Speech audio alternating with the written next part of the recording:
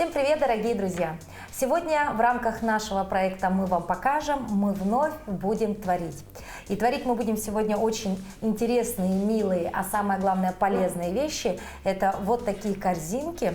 Ну, как правильно они называются и как их сделать, расскажет нам подробнее мастер по шитью из шнура. Это Валентина Коротких. Валентина, здравствуйте. Здравствуйте. Здравствуйте. Ну, начнем вот сначала с готового изделия, да? Да.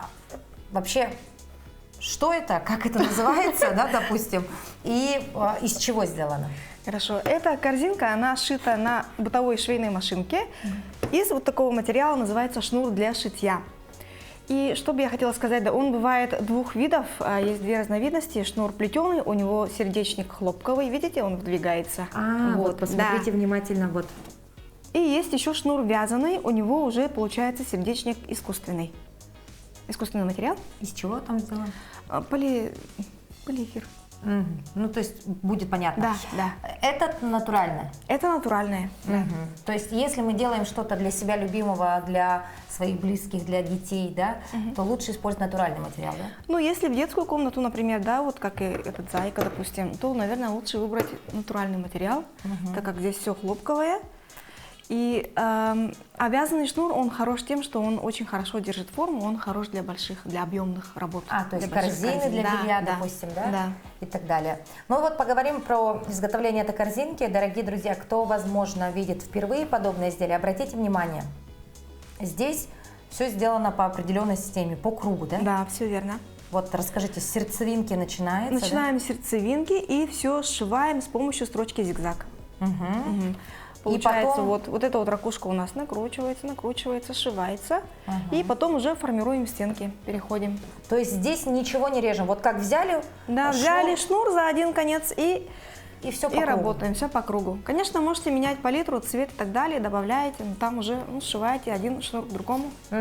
По поводу диаметра, здесь у нас... 5 миллиметров. 5 миллиметров. Это удобно для подобных работ, да? Да. А максимально какие бывают? 8. Это сложнее с ним работать или проще? Насколько может осилить ваша машинка? Смотрите, потому что иногда у машинок лапка не может приподняться выше 6 миллиметров, допустим. Если она может осилить, то, пожалуйста, 8 миллиметров, они идеальны вот как раз-таки для больших корзин. Для корзин. Да. А самый тоненький это? Самый тоненький 3 миллиметра. Это для каких работ? Ну, он используется в основном для плетения макраме, не для шитья. Вручную вот это, да? Да. А для шитья от 5 миллиметров. От 5 миллиметров. Ну вот, допустим, выбрали мы, сходили в магазин, купили вот такой моток. Это считается большой? Это 100 метров, ну здесь метров 70. А вот на такое изделие одно сколько надо примерно? Примерно 20 метров. 20 метров. Да. То есть из такого рулона можно шить 5 таких корзинок. 5 корзинок, опять же, и порадовать всех своих близких. Маму, папу, бабушку, дедушку и еще сестру. Хорошо, по поводу, давайте поговорим бюджетности. Дорогой ли материал подобный? Шнур стоит где-то 1500-1700 рублей, 100 метров. Ну, то есть не очень. Не очень дорого. К нему нитки, там моток ниток стоит 35 рублей, допустим, да? Нам на 100 метров нужно 4 мотка. 4 мотка. 4 мотка. Но теперь самое главное, дорогие друзья, не получится это у вас работа, если у вас нет машинки, да? Да. Здесь мы видим у вас очень какая-то крутая машинка. На самом деле это обычная бытовая машинка, просто она помощнее. Здесь моторчик мощнее идет. Главное, чтобы у вас была прямая строчка и строчка зигзаг, она основная идет. Игла используется номер 90. Ну и в целом все. А по ниткам есть какие-то определенные требования? Нитки, обычно фирма Дортак используют все швеи. Да, то есть они доступны у нас? Они доступны, да, они свободно продаются. Ну давайте начнем, а уже по ходу дела будем задавать вопросы, и, соответственно, тем самым телезрители получат для себя полезную информацию. Поехали. Хорошо. С чего начинается все это дело? Ну, понятно, что с сердцевинки. Понятно, что сердцевинки. Для этого сначала я выдвигаю немножко сердечник, миллиметров на 15. Пустота образуется. Да, пустота образуется, задвигаю его обратно. И смотрите, я использую вот такой инструмент. Как отвертка. Как отвертка, Дома отвертку я использую, либо его. Вот, все это. То есть те нитки, которые распушились? Те нитки, которые торчат, распушились, мы их все туда проталкиваем вовнутрь.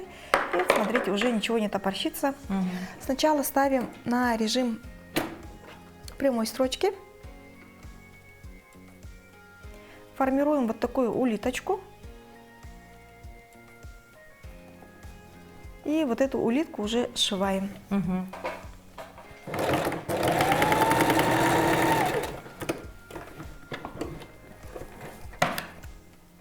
Сразу лишнее отрезаем.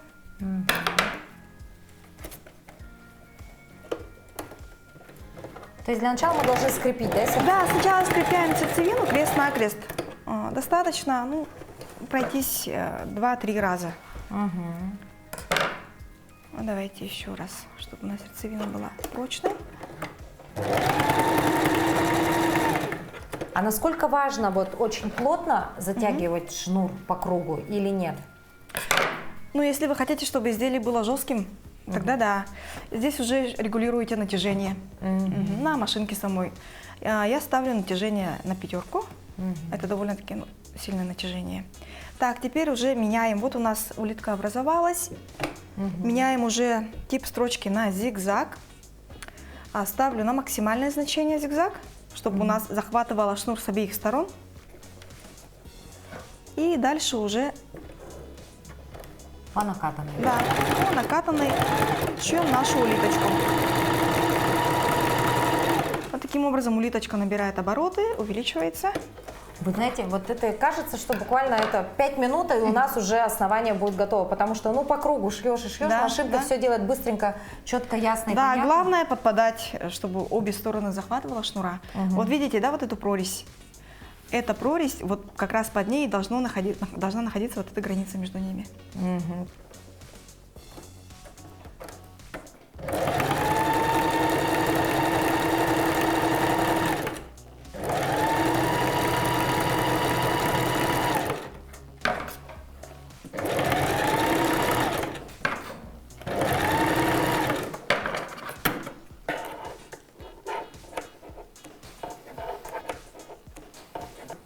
Валентина, итак, каких-то там 5-10 минут, и в принципе основа у нас, нашей корзиночки готова, да, вот по размеру я вижу. Да, верно. Вот смотрите, у меня основа этой корзинки диаметр 19 сантиметров, поэтому мы измеряем.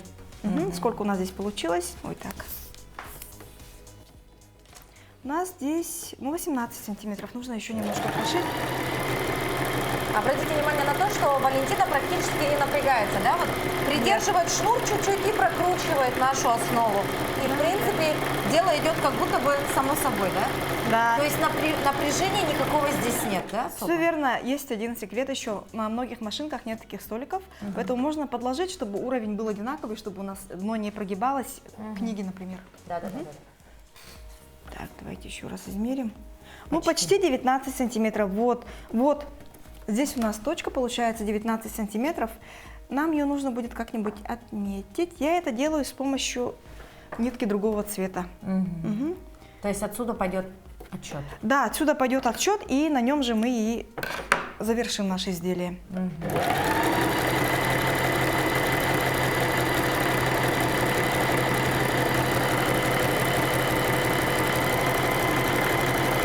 Смотрите, вот прошили. Теперь, наверное, обратили внимание, да, у меня боковина швейной машинки, она снята. Это сделано для того, чтобы у меня получались прямые стенки, ровные. Если я буду держать изделие вот под таким углом, да, то корзинка у меня будет, ну, расширяться кверху. То есть как Да. трапеция будет? Да, как вот трапеция, такая, да, вот расширяющаяся. формочка такая будет. Да. Чем ближе я прижимаю изделие К к машинке, тем ровнее будут стенки. Ну, первую стенку на переход у нас идет очень просто. Я без усилий опять-таки Просто шью. ручкой поддерживает Да. так слегка, и сейчас начнут вырастать стенки. Единственное, не нужно изделие крутить вот в разные стороны. Оно у нас должно идти прямо вот, Зафиксировано. да, зафиксировано параллельно Машина. самой машинке.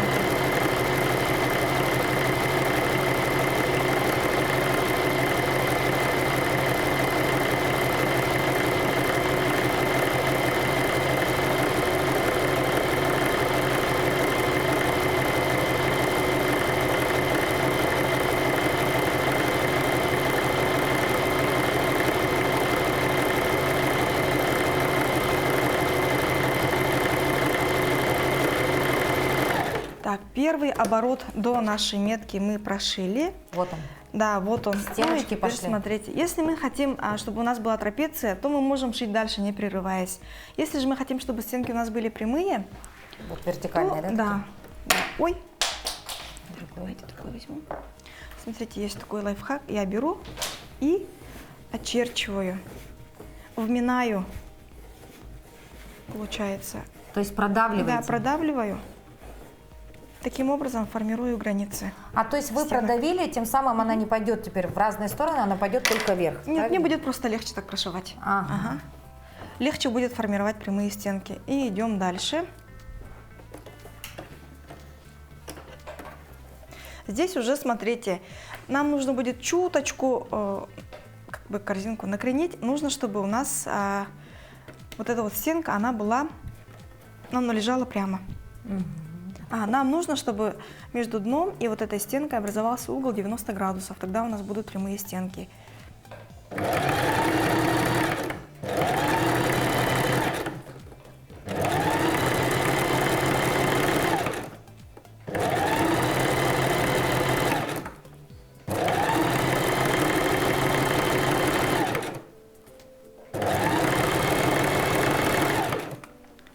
Чем выше будет стенка, тем легче будет.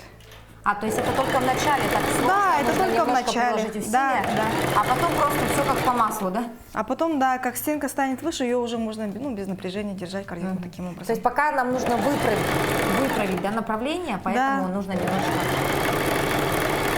Все верно. Валентина, сколько примерно времени уходит на изготовление вот такой корзинки? 1 час. 1 час. Вот 1 так. час. Рукодельницы, дамочки, кто в декрете сидит, обычно вот начинают увлекаться шитьем. Дамы преклонного возраста, у кого есть машинка, запылилась, не знаете, что сделать с ней. Вот, приобретаем такой шнур и делаем вот такие корзинки. Да. Час делов, а какая красота будет у вас тут. Если сомневаетесь, можете периодически снимать изделие с иголки, да, и смотреть. Прямо ли, да, краешки. Смотреть, прямо ли у вас идут, поднимаются Если не стенки. прямо, то что делаем, Валентина? Распарываем. То есть вот это Распарываем. все вот так... Да. Ой. Ну хорошо, Для хоть чего есть... у меня столько распарывателей?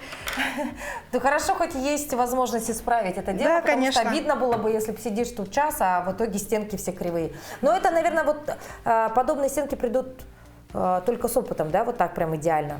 Поначалу, наверное, все равно будет разные стороны она ходить, да? Ну нет, у меня сразу получилось. Сразу получилось у Валентины. Итак, смотрите, значит, вот так продолжаем наращивать стеночки. Продолжаем наращивать стенки, и вот смотрите, у нас уже изделие высотой 8 сантиметров. 8 сантиметров. Мы как раз дошли до меточки нашей, вот до красной До ниточки, красной. помните, да? Чуть-чуть прошьем. Дальше. И уже формируем ушки. Ну, как вы здесь видите, нам нужно будет здесь вначале плотно прострочить. То есть я зигзагом несколько раз прострочу туда, Это вот это сюда, вперед-назад. Теперь мы наращиваем уши. Наращиваем стенки снова.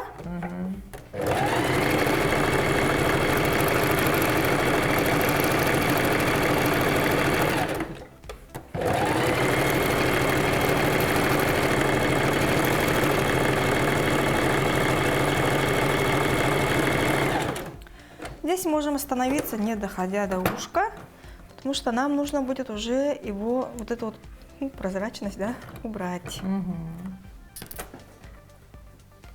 И вот очень интересно, что все нитки лишние отрезаем, изделие все равно не развалится, потому что Нет, это у нас нет. зигзаг этот. Да, Спасет нас вот эта Спасет. строчка такая. да.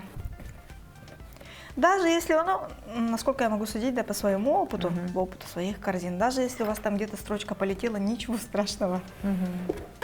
Так, теперь что мы делаем? Просовываем наше изделие сюда. Уже с другой стороны машинки, Да, уже с другой стороны машинки. Фиксируем. Здесь очень важно придерживать ухо. Ставим закрепочку, то есть немножко назад. Вперед. Здесь у нас шнур плотный, поэтому он будет топорщиться, если его не придерживать. Опять-таки будет зазор, вот для чего нужны будут распарыватели еще. Ну, либо ножничками можно, да? Протолкнуть. Да, проталкивайте туда, чтобы все это сшилось вместе хорошо. Закрепочку. И снимаем. Одно ушко есть. Одно ушко есть. То же самое проделываем и со вторым.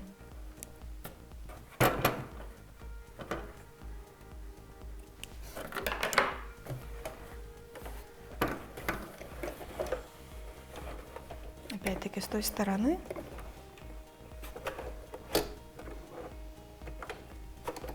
Заклепка, да? Да, закрепляем обязательно.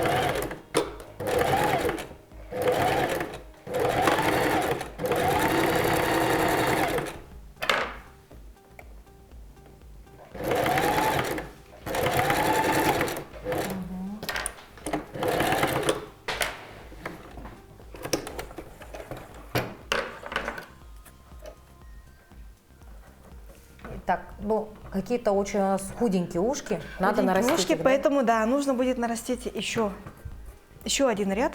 Мгм.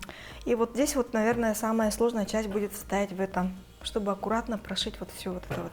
А в чем сложность? То есть там изгиб будет же? Да, там будет изгиб, поэтому нужно будет уже вручную, например, как-то строчки. Это вот это самое сложное место, да, у нас? Да, это самое сложное место. Вот это, товарищи. Вот здесь нужно будет как-то постараться. Вот на этом. Участки. Мгм.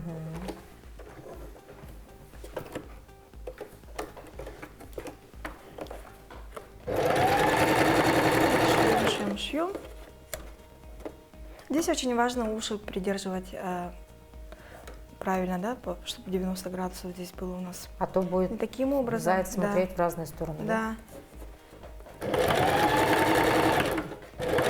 Вот мы дошли до изгиба. Здесь уже медленно можно с помощью ручного ввода крутить, приподнимать лапку и проворачивать изделие, чтобы вам было удобно. То есть проталкиваем, да? Да. Помогаем машинке. Помогаем машинке. пройти. То есть вручную вот так вот. Так и так, так и так.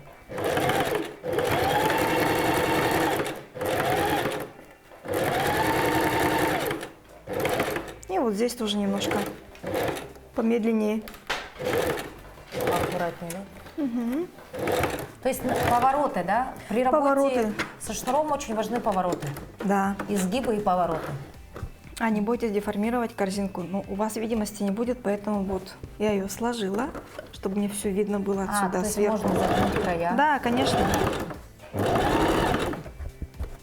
Это материал, которым легко управлять, потом вы все это поправите. Ну да, потому что здесь, если бы изделие было еще чуть выше, да, вообще бы обзор закрылся, и что там, что очень непонятно. Да? Поэтому смело загибаем вот так вот края, отгибаем, и, в принципе, потом это все вернется в правильную форму, да? Да, все верно. Вот кто бы мог подумать, что в такой корзине самая сложная часть будут уши. Вот здесь вот приходится. А вот нарастить стеночки и сделать базу казалось куда проще. Но никакая работа не должна быть легкой совсем уж, да? Где-то должны быть свои нюансы. Все, мы уже подходим ко второму ушку.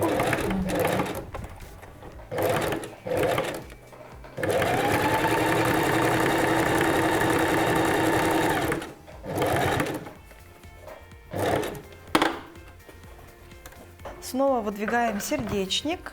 Проделываем то же самое, что и в начале. Туда Да, пропихиваем туда вот эти все вот ниточки туда спрячем. распушенный конец нашего шнура.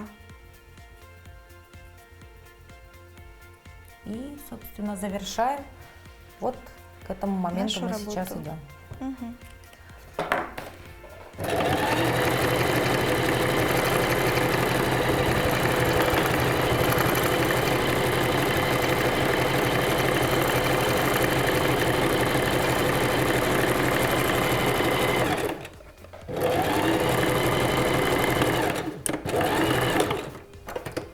Вот сделали закрепку, все, сняли изделие.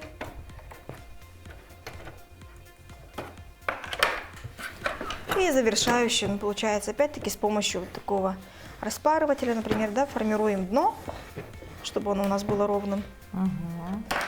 Меточку убираем, Ушки поправляем. ушки подправляем.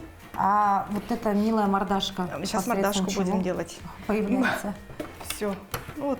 Обратите Корзинка внимание, готова. в рамках нашего проекта буквально в течение получаса Валентина вот с легкостью сделала такую корзинку, ну а я тем временем просто сидела и восхищалась.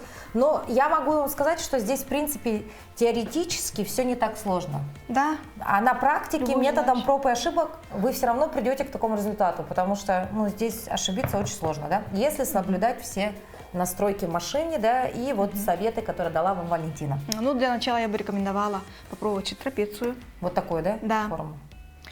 Можно без ушек. Мгм. Трапеция будет ну, намного легче шиться, если держать все под одним углом. Мгм. Мгм. А потом можно приступить уже и к прямым стенкам. Что касается вот этой милой мордахи, то я использую либо маркер для текстиля специальный, либо акриловые краски по ткани. Мгм. Мгм. А чтобы глазки были ровными, ну, допустим, на бумаге, да, вот я сделала. Шаблон. Ага, шаблон я сделала, прикладываю и И уже дальше рисую.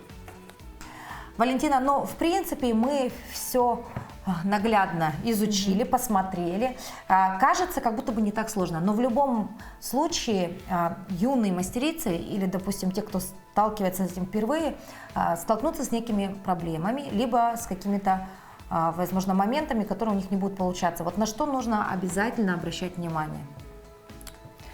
Ну, во-первых, на возможности вашей машинки бытовой, да. Обязательно правильно подобрать иглу, потому что если игла будет ну, меньшей значимости и так далее, то она может просто сломаться, не справиться со шнуром. Советую также не использовать горячий клей, горячий пистолет, потому что он также деформирует иглу. И, например, если очень сильно на большой скорости шить на зигзаге, то в итоге у вас машинка будет швы пропускать. Это тоже нужно учесть. А так было бы желание, это очень легко, это очень увлекательно. Главное попадать вот как раз, чтобы у вас иголка захватывала каждый шнур, оба шнура, оба края шнура. И все. А дальше уход за подобными изделиями, он каков? Можно ли стирать? Можно ли... Стирать можно в стиральной машине, но при этом центрифугу ставить на самый минимум. Либо отжим, без да? центрифуги, да. Хорошо. Если Чтобы мы сильно не подобные... деформировало. Ну, вообще, вот где можно еще использовать такие изделия? Это, допустим, корзины для белья, шкатулки. Что еще где? Можно шить подставки, плейсматы на кухню, например, да, либо костеры, это под стаканы уже, под горячие напитки. А можно шить большие бельевые корзины, а можно... Они очень хорошо смотрятся в детской. Также можно, ну, под аптечки, да под что угодно. Вообще любая женщина... Сумочку можно шить, дамскую. Да, кстати, сумки я тоже шью. Вообще любая женщина, она всегда найдет, что положить в корзинку. А вы вообще занимались шитьем до этого? То есть владели Просто- навыками? Нет, особо нет. Я просто для себя шила там какие-то маскарады, костюмы для детей. И вот решили попробовать это и нашли себя Да, в просто этом. я как-то посмотрела, у меня дома все как-то валяется, можно сказать. Да, 4 дочери, это прям беда. Эти Понятно. шпильки, резинки для волос, куколки Лол и так далее. Я начала в Инстаграме смотреть, как бы приспособить, как бы найти способ, да, хороший, чтобы Упорядочить. да, упорядочить все это, чтобы красиво все это смотрелось, эстетично. И наткнулась на видео одной мастерицы. Меня это так увлекло, это было лет 5 назад, наверное, зимой. Я пошла сразу по магазинам хобби смотреть, искать, есть ли такой материал, нашла.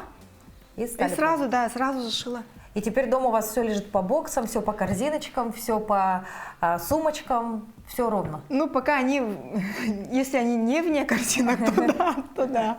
Отлично. Ну, мы очень надеемся на то, что подобный мастер-класс и это видео также послужит для кого-то таким ярким примером тому, что можно начинать все с нуля, просто посмотрев мастер-класс, попробовав, если у вас есть, конечно же, бытовая машинка. И потом уже, как Валентина, можно даже монетизировать это увлечение и получать за это дивиденды. Да. А почему нет? Кстати говоря, это сейчас очень актуально, очень трендово и модно, и поэтому сегодня можно действительно на этом неплохо заработать. Валентина, спасибо большое за потрясающий мастер-класс. Я думаю, мы с вами не прощаемся, еще вернемся, еще и сумку сошьем, и корзину бельевую. Ну а вы, дорогие друзья, если вдруг что-то упустили с нашего мастер-класса, вы всегда можете пересмотреть наши выпуски в социальных сетях и, конечно же, повторить все это дома. Самое главное было бы желание. Да, правильно. И Было бы машинка. желание. И машинка. На этом у нас все. Увидимся. До новых встреч.